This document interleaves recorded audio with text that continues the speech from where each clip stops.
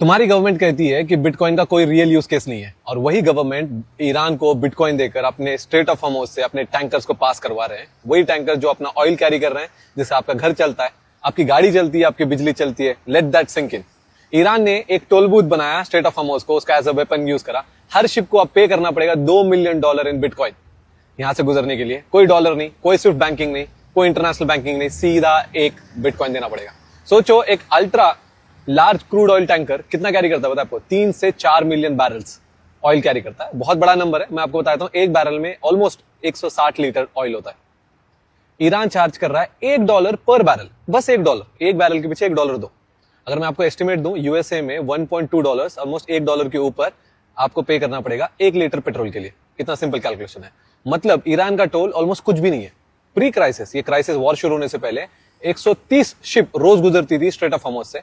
हर ship अब पे करेगी $2 मिलियन इन बिटकॉइन। अब अगर बिटकॉइन का प्राइस $70,000 के आसपास अगर आप कैलकुलेट करोगे, हर शिप को 28 बिटकॉइन देने पड़ेंगे, 28 बिटकॉइन ईरान को स्ट्रेट ऑफ हॉर्मुज से गुजरने के लिए। अब 130 शिप का अगर आप कैलकुलेशन करोगे ना, तो डेली ईरान 3,600 बिटकॉइन कमाएगा, और मंथली 1,10,000, और ईयरली 1.3 मिलियन बिटकॉइन की बात कर रहे हैं। मतलब 13 लाख बिटकॉइन कमाएगा ईयरली ईरान। अब सुनो ध्यान से, पूरा बिटकॉइन नेटवर्क में ना रोज 450 बिटकॉइन माइन होते हैं, मतलब निकलते हैं एज अ रिवॉर्ड पूरे दुनिया में। फिक्स है ये अभी के लिए। और ईरान को कितने मिलेंगे? 3,600। तो आप देख रहे हो डिमांड क्या स्काई रॉकेट होने वाली है। एक सैंक्शन वाला देश बिटकॉइन से दुनिया को सबसे बड़ा टोल बूथ पे गुजरने के लिए मजबूर कर दिया, अपने घुटनों पे लाने के लिए मजबूर कर दिया। अगर बिटकॉइन नहीं होता तो ईरान का क्या होता? सोचो आप, कैसे चलता है सब कुछ।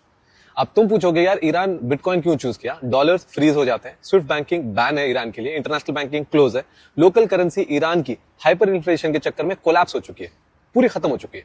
अब आप बोलोगे युआन और रशियन रूबल क्यों नहीं ले रहा यार? जियो पॉलिटिक्स में कोई किसी का दोस्त नहीं होता। अगर सिर्फ युआन होता ना, तो चाइना का पपेट बन के रहना पड़ेगा ईरान को हमेशा के लिए, और वो नहीं चाहता ईरान।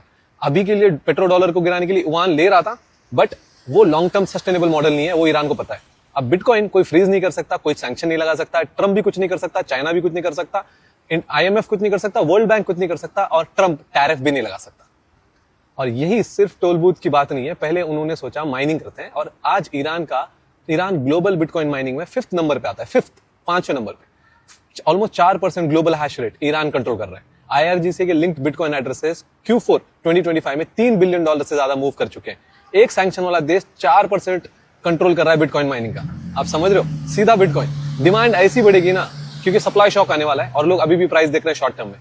लॉन्ग टर्म में अगर बिटकॉइन जैसा कोई एसेट नहीं है, कोई कंट्रोल नहीं। वीडियो समझ में आई है तो दोस्तों से जरूर शेयर करना, और अगर अभी भी नहीं समझ आई तो कौन सा चैनल देखना है कमेंट में बता दो। जय हिंद।